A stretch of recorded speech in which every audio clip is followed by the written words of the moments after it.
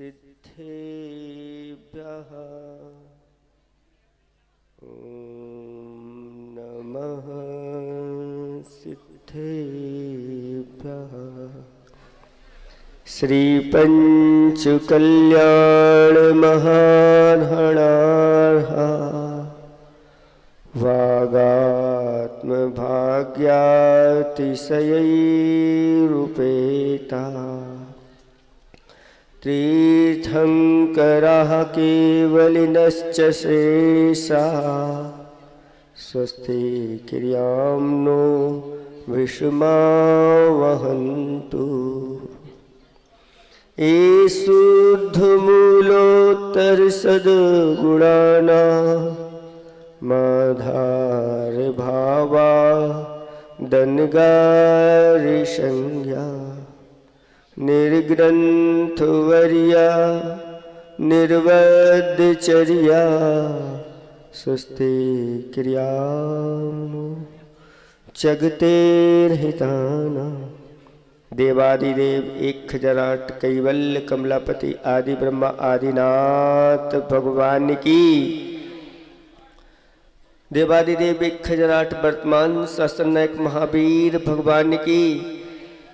परम उपकारी परम पूज्य 108 आचार्य प्रवर गुरुवर श्री विद्यासागर जी महामुनिराज की। परम पूज्य 108 नवाचार्य श्री समय सागर जी महामुनिराज की। 3 कम 9 करोड़ मुनिराजों की पंच कल्याणक महामहोत्सव की।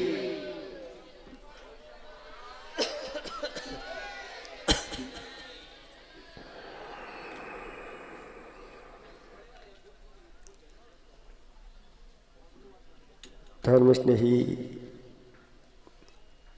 बाबात्माओं,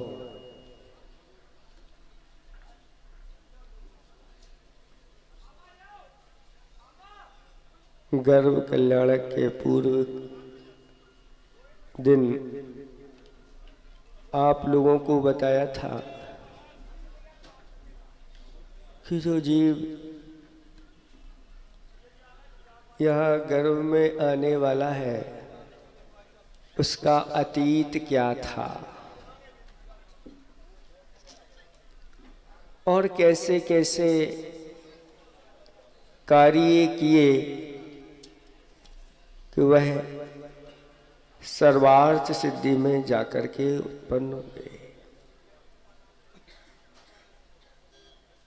33 सागर तक वहाँ सुखपूर्वक रहे और जब वहाँ से यहाँ आए तो 6 माह पूर्व से ही रत्नों की वर्षा प्रारंभ हो गई और अयोध्या नगरी की रचना हो गई। यह संसारी प्राणी दिन रात एक करता रहता है संसार के कार्यों में। धर्म के कार्यों में थोड़ा सा अगर समय निकाल ले और ऐसी अच्छी अच्छी शुभ भावनाएं कर ले तो कुछ करने की उसको जरूरत नहीं होती। सारी व्यवस्थाएं उसके पुण्योदय से होती चली जाती है। इस महत्व को आप लोग अच्छी तरह से समझ लो कि जिनके यहाँ निरंतर 6 माह पूर्व से ही रत्न बरस रहे हैं। कितने प्रतिदिन 14 करोड़ रत्न है। 14 करोड़ 4 बार की भी बात आती है, कहीं कहीं 3 बार की भी बात आती है। 4 बार 3.5 करोड़ एक बार में बरसते हैं और 4 बार अगर वर्षा हो गई तो कितने हो गए? 14 करोड़ रत्नों की रत्न। एक रत्न ऐसा रत्न होता है, अनमोल रत्न है। दिव्य रत्न की वर्षा होती है, यहाँ वाले रत्न नहीं, स्वर्ग से। और 9 माह तक निरंतर जब गर्भ में वह जीव रहता है तो रत्नों की वर्षा होती रहती है।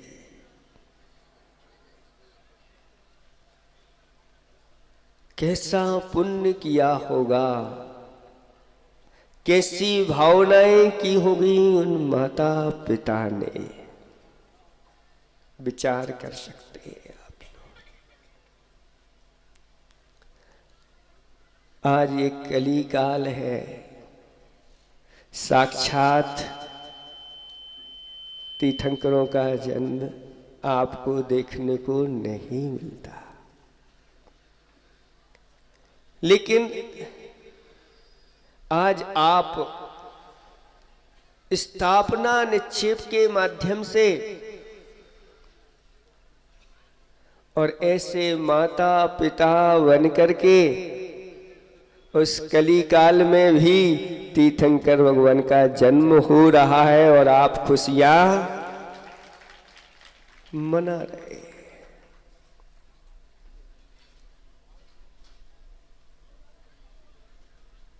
चतुर्थ काल में तो सीमित होते हैं, 24 ही माता पिता होते हैं एक भरत में, लेकिन स्थापना निक्षेप के माध्यम से यहाँ भरत क्षेत्र में इस कली काल में कितने पंच कल्याणक हो रहे हैं और माता पिता बनकर के लोग वही भावना वैसे तो नहीं बन सकते, कम से कम स्थापना निक्षेप से। ये स्थापना निक्षेप भी सामान्य वस्तु नहीं है। कहते हैं जैसा समूह शरण में भक्ति पूजा पाठ करने का फल मिलता है, ऐसे ही स्थापना निक्षेप से इन जिन की स्थापना करके उनकी भक्ति पूजा आराधना करने से भी वही फल की प्राप्ति होती है। ऐसी महिमा बताई गई है और आज प्रभु का जन्म हो गया है और जन्म होते ही कहते हैं चारों गतियों के जीवों के लिए पल भर के लिए आनंद की अनुभूति हो जाती है। चारों निकायों के देवों के यहाँ किसी के यहाँ संग बजने लगते हैं, किसी के यहाँ भेरी बजने लगती है, कहीं कहीं सिंहनाद होने लगते हैं और कहीं कहीं घंटे बजने लगते हैं, अपने आप बजने लगते हैं और इंद्रगण अवधि ज्ञान से जान लेते हैं ये क्यों हो रहा है। तो भरत क्षेत्र में यहाँ पर होने वाले प्रथम तीर्थंकर के रूप में उनका जन्म यहाँ पर बालक के रूप में हो गया।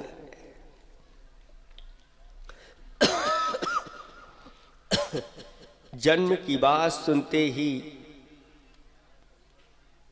वह सौधर्मेंद्र 7 कदम आगे जाकर के उन भावी तीर्थंकर के लिए नमस्कार करता है और आनंद के साथ अपने सब परिकर के साथ वह यहाँ पर उतर आते हैं।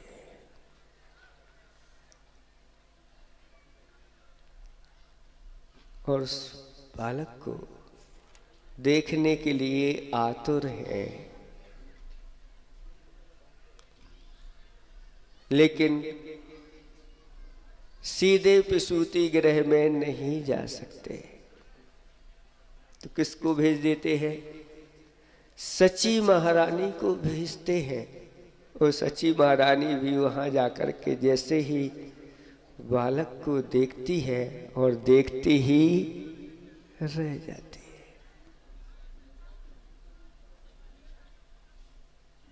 बहुत देर हो जाती है, सौधर्मेंद्र इंतजार कर रहा है आकुलित है।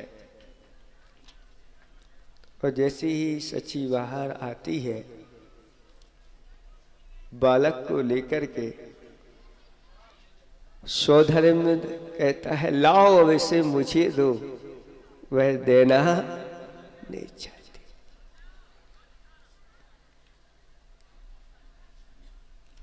लेकिन जब सौधर्मिंद अपने हाथ में उनको लेता है और जब उनके सुंदर रूप को देखता है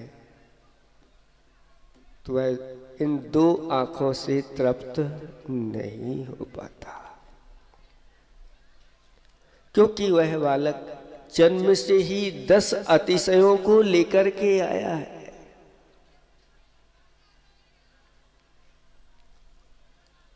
ऐसा सुंदर रूप होता है कि और कोई दूसरा उस जैसे रूप को धारण करने वाला नहीं होता। मल मूत्रों से रहित निर्मल शरीर होता है। उनका रक्त श्वेत होता है। सर्वश्रेष्ठ उत्तम सहनन होता है।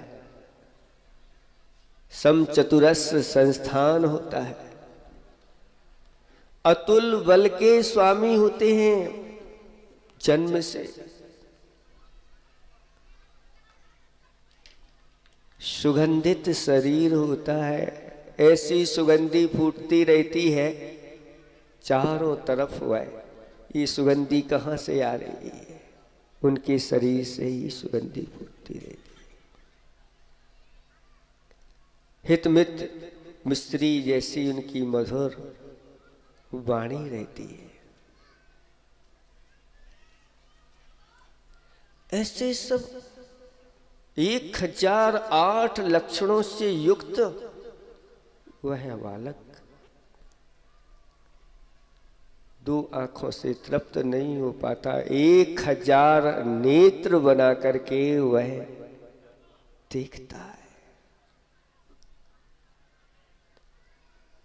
सची और सौधर्मिंद दोनों अपने आप को धन्य मानते हैं। आज हमारा जीवन धन्य हो गया। सची भी ऐसी वह भक्ति में लीन होती है। एक सची अपने जीवन में कितने तीर्थंकरों का पंच कल्याणक मनाती है, बता सकते हैं आप लोग? एक ही 170 तो एक साथ मना सकती है, लेकिन पूरे जीवन में 5 पल्ल की आयु होती है। नहीं, वो तो 40 एक सची की बात कर रहे हैं अभी। 5 पल्ल की आयु असंख्यात वर्षों की आयु होती है। ऐसे असंख्यात वर्षों में वह हो सकता है असंख्यात तीर्थंकरों के पंच कल्याणक मनाने का सौभाग्य मिले। फिर ऐसी 40 नील सचियां हो जाती है तो सौधर्मिंद को कितने पंच कल्याणक बनाने का अवसर मिलता है? उसको भी असंख्यात पंच कल्याणक मनाने का अवसर मिलता है।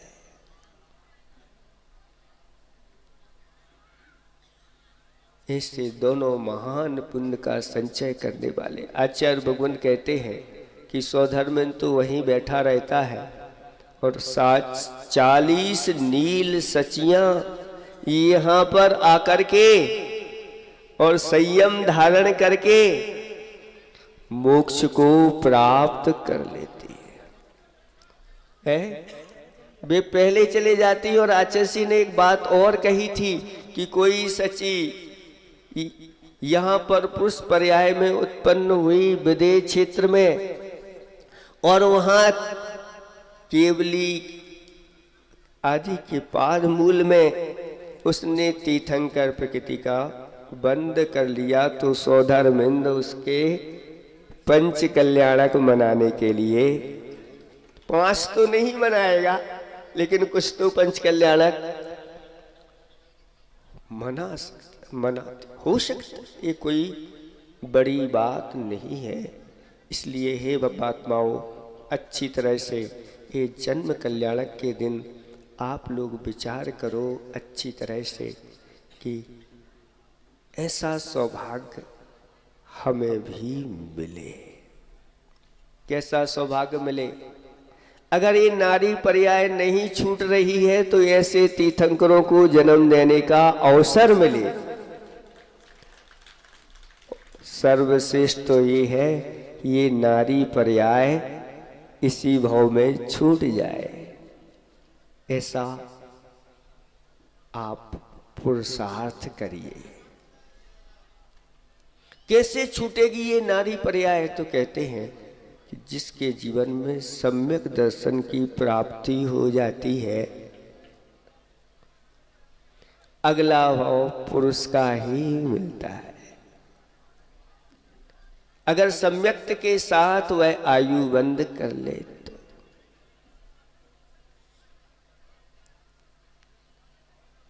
और अगर पूर्ण रूप से स्त्री पर्याय का छेदन ही हो जाए, उसके लिए क्या करे? तो अपने जीवन में व्रतों को अंगीकार करिए, अणुव्रतों को, महाव्रतों को अंगीकार करिए। स्त्रियों के भी आर्य का व्रत हो जाते हैं, उपचार से उनके भी महाव्रत माने जाते हैं। इससे उन व्रतों को अंगीकार करके अच्छी तरह से इन व्रतों की भावना करते हुए अंत में अगर संलेखना मरण हो जाता है तो फिर स्त्री पर्याय का छेदन पूर्ण रूप से हो जाता है। फिर सुदेवत्व की प्राप्ति होती है और सुमानुषत्व की प्राप्ति होती है। उत्तम देवों में जाके उत्पन्न होते हैं और मनुष्यों में उत्पन्न होते हैं। ऐसा 7-8 भाव ज्यादा से ज्यादा संसार में रहते हैं, इससे ज्यादा अनादिकाल से यह संसारी प्राणी जन्म मरण करता आ रहा है। पुनरपि जननम पुनरपि मरणम पुनरपि जननी जठरे सहनम, ऐसा कहा गया है। पुनः जन्म होता है, पुनः मरण होता है, फिर जननी जठरे सहनम, यानी माता के उदर में आकर के 9 माह लगभग शयन करता है।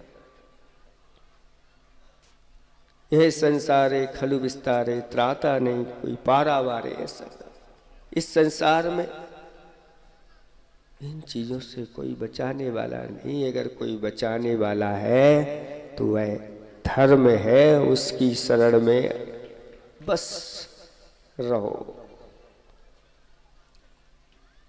4 ही मुख्य रूप से शरण हैं। चत्तारी शरणम पपज्जामि, अरहंत भगवान शरण है, सिद्ध भगवान शरण है, साधु परमेष्टि शरण है और जनेन्द्र भगवान के द्वारा कहा गया जो धर्म है वह शरण है। और जो इनकी शरण में रहता है वह ऐसे ही जन्म मरण के चक्करों से छूट जाता है। श्रावक धर्म अच्छी तरह से पालन करते रहो जब तक घर में है, और भावना यही करो कि कब वह समय आए जब हम ऐसे श्रमण धर्म को धारण करें। उस श्रावक का धर्म तो आप लोग जानते ही हैं, 4 प्रकार का होता है। दान, पूजा, शील और उपवास। निरंतर ऐसे ही दान करते रहो। वर्षों के बाद ये आपने दान की ऐसी अनुमोदना की कि ये पंचकल्याणक देखने को मिल गया। ऐसा दान अभी तक नहीं किया था, लेकिन आप लोगों ने बना लिया। और आज भगवान का जन्म कल्याणक हुआ है तो अच्छी तरह से कहते हैं शास्त्रों में लिखा हुआ कि किसी की यहाँ पुत्र की उत्पत्ति हो जाती है, ऐसा आनंद मनाते हैं पुत्र की उत्पत्ति में कि याचकों के लिए बहुत धन देते हैं। सुन रहे हैं आप लोग? अपने कुटुंबियों को बुला करके क्या करते हैं? अच्छी तरह से वस्त्र आभूषणों से उनका सम्मान करते हैं और अनेक प्रकार के धर्मायतनों के लिए भी बहुत सारा दान देते हैं। और आप लोगों ने क्या दिया यहाँ पर हमें तो पता नहीं। भगवान का जन्म हुआ है, 3 लोक के नाथ आपके यहाँ जन्म हुआ है।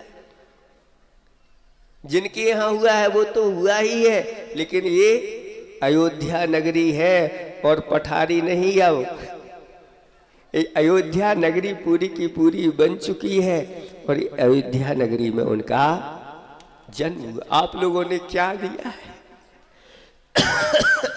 कुछ नहीं दिया तो कम से कम इतना तो आप लोग कर लो कि जो दान बोला है अच्छे भर भर करके थालों में लेकर के आ जाओ और उसकी पुण्यानुभूति करो। दान दे मन हर्ष विशेष, दान देकर के अच्छी तरह से गाजे बाजों के साथ द्रव्य में उसको लेकर के और फिर यहाँ पर लो, आज बहुत खुशी की बात है, गुरुओं की कृपा से आज हमने जो बोला था आज दे भी दिया, हम हल्के हो गए। जो जितना जल्दी दे देता है उसका खजाना उतनी जल्दी फिर भर जाता है। कुएं का हाल है, कुएं में से पानी नहीं निकालो तो जैसा है वैसे ही बना रहता है, और अगर बिल्कुल नहीं निकालो तो सड़ और जाता है। ऐसी स्थिति हो जाती है। लेकिन आपने अगर उसमें से निकाल लिया तो कल फिर बराबर हो जाता है। इसलिए जितने जल्दी से जल्दी, यहाँ पर कल और एक कार्यक्रम होता है कि बहुत सारे राजा महाराजा है ना, वो क्या लाते हैं? भेंट लाते हैं। तो आप लोग अकेले भेंट के साथ साथ अपनी राशि भी लो। महाराज, ये हमने जो राशि बोली थी आज हमें लाए हैं, साथ साथ में ये भगवान महाराज के लिए भेंट भी लाए। ऐसा उत्साह उधारी का नहीं दान माना जाता। उधारी करोगे तो उधार में ही आपको राज्य मिलेगा। जब पुण्योदय में आएगा, अब इनको उधार में राज्य दिया जाता है। ये 5 साल बाद इनको राजा बनाया जाएगा। अब 5 साल तक इंतजार करते रहो, क्योंकि जैसी भावना होती है वैसा ही उसका फल मिलता है। इसलिए उधार में धर्म नहीं, उदारता में धर्म माना जाता। उदारता पूर्वक लो, ये सब उन्हीं का है। ये दान अपने आप को महान बनाता है। ये दान आपके लिए दुर्गति का नाश करने वाला है। दान आपके लिए स्वर्ग आदि को प्रदान करने वाला है। दान आपके लिए मुक्ति प्रदान के लिए कारण बनता है। इसलिए हे भव्यात्माओं, दान और पूजा इनमें अपने आप को निरंतर लगाए रखो। दान और पूजा में जो श्रावक लगा हुआ है वह मोक्ष मार्ग में लगा है, ऐसा कहा गया है। फिर उसके साथ व्रत हो तो फिर कहना ही क्या, सोने पे सुहागा।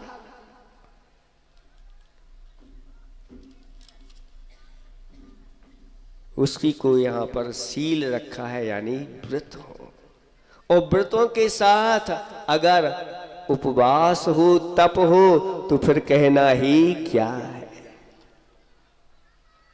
क्योंकि इन उपवासों के माध्यम से चिरकाल संचित हमारे जो पाप हैं वह पाप धुल जाते। इसलिए आचार्य भगवंतों ने रत्नत्रय के साथ एक चौथी चीज भी रखी है। सम्यक दर्शन, सम्यक ज्ञान, सम्यक चारित्र और सम्यक तप रखा है। ये चार आराधना जहाँ हो जाती हैं, चारों गतियों से छुटकारा बहुत जल्दी उसके लिए मिल जाता है और ऊपर जाकर के विराजमान हो जाता है। ऐसे इस धर्म का अच्छी तरह से पालन करो। आप लोग अपने जन्म कल्याणक मनाते हो कि नहीं? कल्याणक तो आपके होते नहीं है, लेकिन जन्म दिवस तो मनाते हो, वर्षगांठ मनाते हो? नहीं मनाते, क्योंकि आचार्य भगवान कहते हैं मिथ्यात्व के साथ जन्म होता है और क्या मनाओगे। लेकिन फिर भी घर में पुत्र की उत्पत्ति हो जाती है, आनंद तो आता है। और आजकल बच्चे लोग बनाते भी हैं,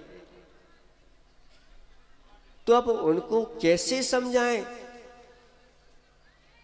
सही जन्म दिवस अगर आपको मनाना है तो कैसे मनाना, थोड़ा सा आप लोग सुन लो। आप जितने वर्ष के हो गए हैं, आपके बच्चे बच्चियां जितने वर्ष के हो गए हैं, उतने श्रीफल ले जाकर के भगवान को चढ़वा दो।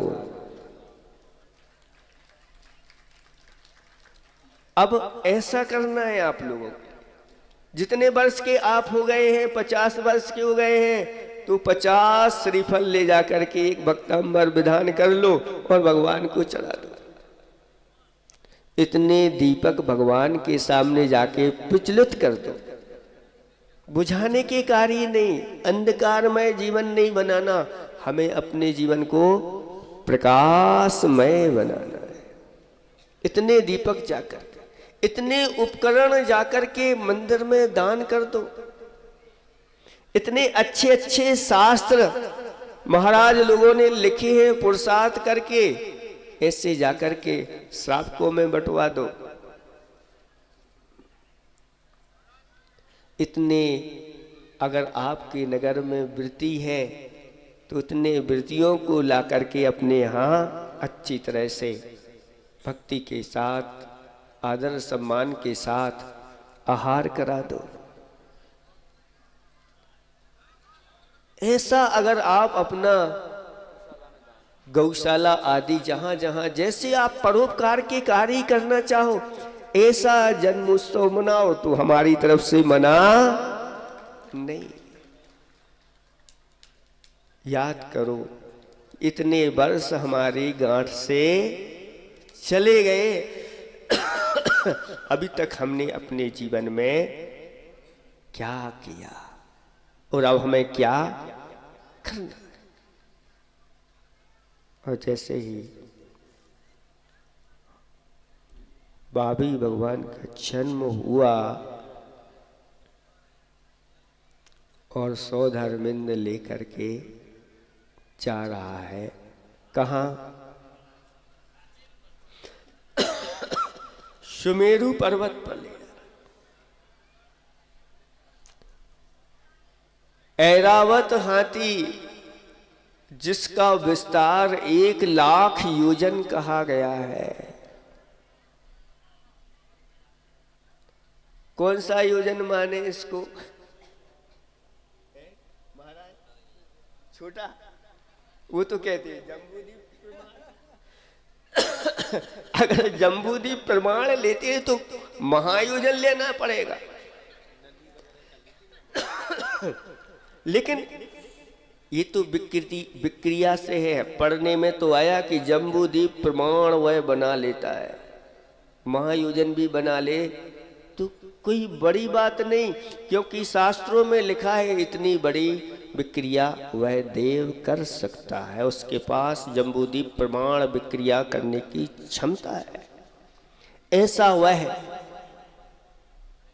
ऐरावत हाथी तैयार होता है जिस पर अनेक प्रकार उसकी बहुत सारे मुख होते हैं, सूंड बहुत सारी होती है, उन पर दांत होते हैं बहुत सारे, दांतों पर सरोवर होते हैं, सरोवर में कमलनियाँ होती हैं, कमलनियों में बहुत सारे पत्ते होते हैं, उन पत्तों के ऊपर अप्सराएं नृत्य करती रहती हैं। ऐसा विशाल है वह हाथी है। अब इतने छोटे भगवान के लिए इतने बड़े हाथी की क्या आवश्यकता थी बताओ। लेकिन छोटे भी भगवान कितने छोटे होंगे, क्या आप लोग अंदाजा लगा सकते हैं कितने छोटे होंगे? आज से बताओ। आज जो बालक जन्म होता है कितना होता है, उसका माप कितना है? आज बालक का जन्म बताओ कितना होता है? जन्म के समय कितना होता है? 1 इंची है, 1 फीट। हमें तो जानकारी नहीं है, आप लोगों को तो अनुभव होगा। कितना होगा बताओ? 1 फीट होगा। तो 1 फीट जब अभी जन्म हो रहा है तो उस समय आदिनाथ भगवान 500 धनुष के थे, लेकिन अभी बालक अवस्था में कितने होंगे ये आप लगा सकते हैं। माता की वो 500 धनुष के थे उस समय प्राणी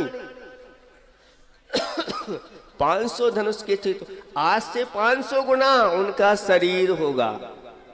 अगर आज 1 फुट का है बालक जन्म के समय में, तो उस समय 500 फुट का तो बालक होगा। क्यों महाराज? इतना तो होना चाहिए। वो बालक छोटे नहीं देखना कितने से बालक होंगे, क्योंकि प्रमाण के अनुसार ही क्रम क्रम से जैसे काया घटती चली जाती है वैसे ही होती चली जाती है। क्योंकि एक आपका बच्चा है और वर्तमान में कोई हाथी है और हाथी का बच्चा हो तो हाथी का बच्चा तो हाथी के हिसाब से ही होगा, और अगर एक बकरी का बच्चा है या गाय का बच्चा है वो गाय के हिसाब से होता। ऐसे उनको उस ऐरावत हाथी पर बिठा करके बड़ी धूमधाम के साथ चारों निकायों के देव उनको ले जाते। 12.5 करोड़ वाद्य बजाए जाते और ले जाकर के मेरू पर्वत पर पांडुक शिला पर जाकर के उनको विराजमान करते हैं। और फिर कौन से जल से करते हैं अभिषेक? क्षीर सागर के जल से। वह क्षीर सागर का जल यानी दुग्ध के समान वर्ण वाला और दुग्ध के समान स्वाद वाला जो जल रहता है, ऐसे उस जल से कितने बड़े कलशों से करते हैं? 12 योजन 4 योजन चौड़ाई वाले और 1 योजन का मुख्य। ये योजन तो आपको लघु योजन ही लेना पड़ेगा, महायोजन नहीं। तो लगभग 1 योजन में 12 किलोमीटर तो मान के चलो, तो 96 है ना, कितना 12 अट्ठी 96 किलोमीटर गहरा, 48 किलोमीटर चौड़ा और 12 किलोमीटर का मुख हो गया। इतना बड़ा एक कलश भरा हुआ है। कैसा विराट रूप वह सौधर्मिंद बनाता होगा। आप लोग जब यहाँ पर अभिषेक करेंगे तो ऐसे ही मानना हमें कौन से जल से कर रहे हैं। स्थापना निक्षेप से आप सब उस जल को क्षीर सागर का मानना,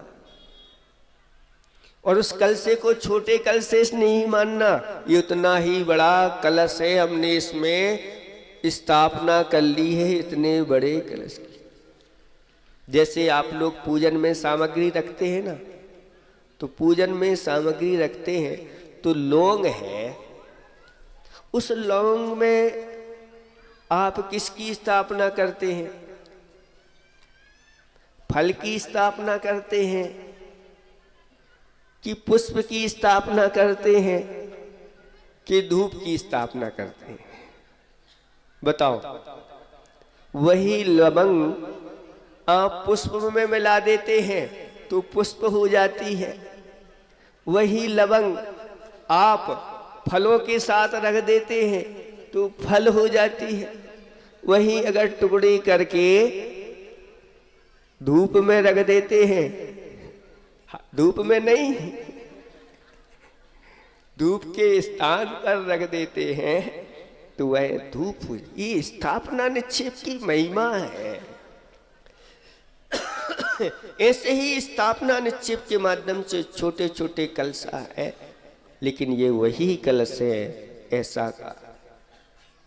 जब आप लोग अभिषेक करते हैं तो अभिषेक की विधि में लिखा कि जैसे विधि जन्म कल्याणक के समय उन बालक का अभिषेक करते हुए की जाती है, वही विधि यहाँ पर चिन्ह पितमा अभिषेक के समय की जाती है।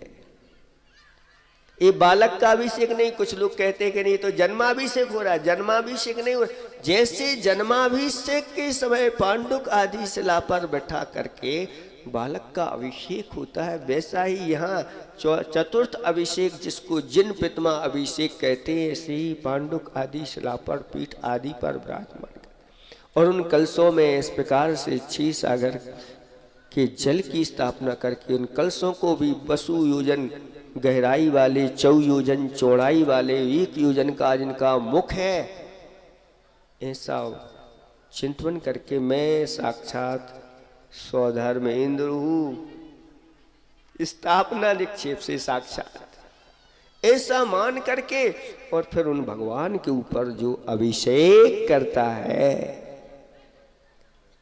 जिसका अपने जीवन में संकल्प है कि हम ऐसे ही अच्छे भावों के साथ प्रतिदिन स्वर्ण आदि कलशों से भगवान का अभिषेक करेंगे, उसके लिए आगम में कहा गया है कि एक दिन उसका भी मेरू पर्वत पर जाकर के अभिषेक होता है। इसलिए हे बब्बात्माओं, निरंतर ये संकल्प ले लो कि प्रतिदिन जिनेंद्र भगवान का हम अभिषेक करेंगे। और जिनेंद्र भगवान का अभिषेक क्यों किया जाता है? अपने पापों को धोने के लिए, उनकी धूल जो है वह दूर हो जाए इसके लिए नहीं, अपने पापों के प्रक्षालन के लिए भगवान का प्रक्षाल किया जाता है। और उस समय ऐसे गदगद होकर के कि आज मेरे सारे पापों का प्रक्षालन हो गया, भगवान आपका अभिषेक। वहां पर जब देवगण स्वधर्म आदि अभिषेक करते हैं, जन्माभिषेक, उस समय कहते हैं हम लोग सब पवित्र हो गए। फिर जो जिनेंद्र भगवान का प्रतिमाभिषेक करता है वह पवित्र क्यों नहीं होगा? वहां की भूमि पवित्र हो जाती है, देखने वाले पवित्र हो जाते हैं। माताएं अभिषेक नहीं कर पाती, लेकिन देखने से ही वही पुण्य संचय होता है जो करने वाले होते हैं। इसलिए अच्छी तरह से समय पर पहुंच करके इन अभिषेक, शांति धारा आदि की क्रियाओं को देखना चाहिए और यही भगवान से भावना करना चाहिए, हे भगवान जल्दी से जल्दी मुझे वो पर्याय मिले कि साक्षात मैं भी आपका अभिषेक करूं। क्योंकि वहां पर देवियां कोई अभिषेक नहीं करती, कहीं भी उल्लेख नहीं आया कि मेरू पर्वत पर देवियों ने अभिषेक। वहां पर इंद्रगण अभिषेक करते हैं और देवियां अच्छी तरह से गीत गाती हैं, प्रभु के गुणगान करती हैं, नृत्य आदि करते हैं, वादित्र आदि बजाते हैं। ये सब करने के लिए कहा गया है। निरंतर वहां पर उनका अभिषेक। एक साथ ऐसा वर्णन भी आया है कि स्वधर्मेंद्र अपने कितने हाथ बनाता है? 1000 हाथ। 1008 हाथ बना करके और एक एक हाथ में उन कलशों को लेकर के, और किसके ऊपर ढालना है? बालक के ऊपर। इतने विशाल कलशों को कुछ समय के लिए सुनते हैं कि सौधर्मिंद भी विचार करता है कि इतने बड़े कलश इनके ऊपर ढाल दिए तो क्या होगा।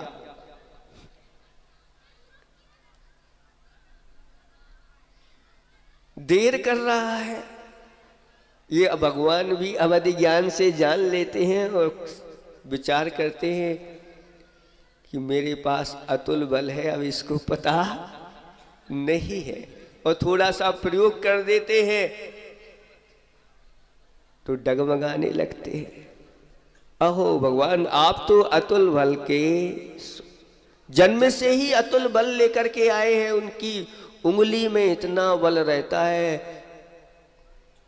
कि सारी दुनिया आ जाए तो उसको झुका नहीं सकती। ऐसे अतुल बल के स्वामी होते हैं और एक साथ उन 1008 कलशों को वह उनके ऊपर। ऐसे इस दृश्य को देख करके सभी लोग अपने आप को धन्य मानते हैं। ऐसा भी वर्णन आता है कि चारण रिद्धिधारी मुनिराज उस दृश्य को देख करके अपने सम्यक दर्शन को वृद्धिंगत कर लेते हैं। ये 5 कल्याणक सम्यक दर्शन की वृद्धि में कारण है। इसलिए हे बब्बात्माओं, इसको मनोरंजन मात्र नहीं समझना, इसके माध्यम से तो आत्मानुरंजन का ये कार्य है। निरंजन बनने वाली ये प्रक्रिया है। वैसे ही भावों के साथ अहो भाग्य सौभाग्य मान करके इन सब कार्यों को आप लोगों को करना है। जब अभिषेक हो जाता है और अभिषेक हो जाने के बाद फिर उनको वस्त्र आभूषण पहनाए जाते हैं और उनका जब श्रृंगार होता है तब उनके रूप को देखने के लिए सभी आतुर हो जाते हैं। और उस समय भी बताते हैं कि 1000 नेत्र बना करके वह उनका अवलोकन करता है। ऐसे ही दर्शन की विधि बताई गई है कि जब भगवान के दर्शन करो तो इधर उधर मत देखो। भगवान को कैसे दर्शन करना? बिना पलक झपकाए भगवान के दर्शन करना चाहिए। ऐसे नहीं भगवान के दर्शन करके और आंखें बंद कर लेना चाहिए। किसी ने पूछा कि महाराज भगवान के दर्शन आंखें बंद करके करना चाहिए कि आंखें खोल करके करना चाहिए? बताओ।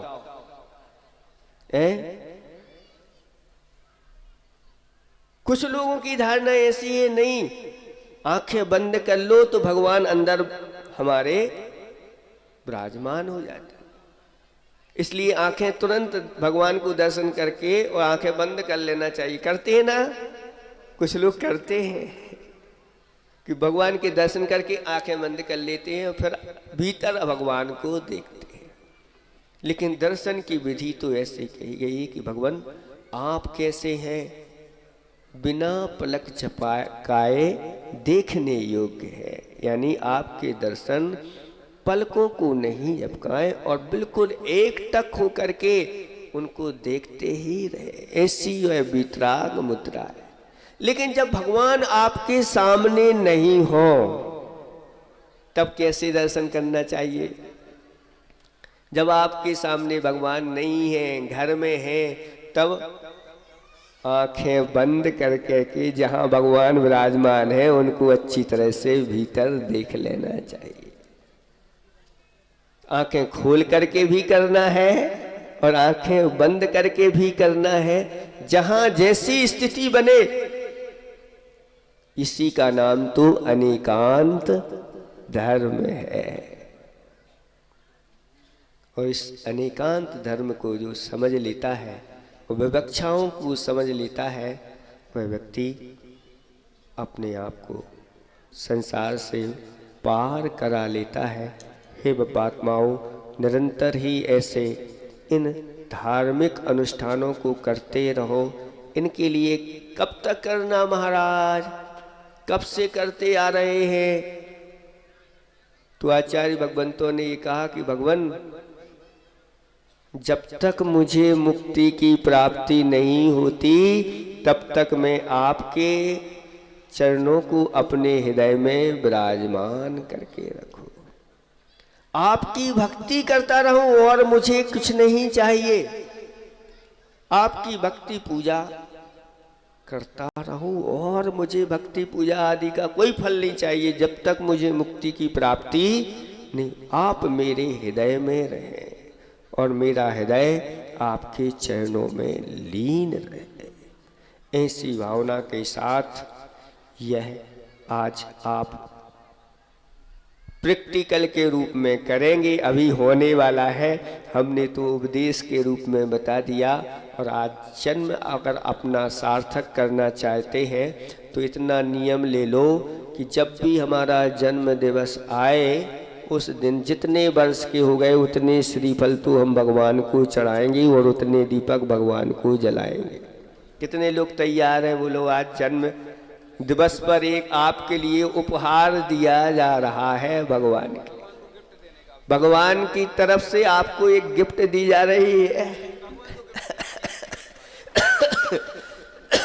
अब आप देंगे? बोलो, कितने लोग तैयार हैं कि जब भी हमारा जन्म दिवस होगा हम इतने श्रीफल भगवान को चढ़ाएंगे और इतने दीपक जलाएंगे? बताओ कितने लोग तैयार हैं? बहुत अच्छा, आशीर्वाद आशीर्वाद।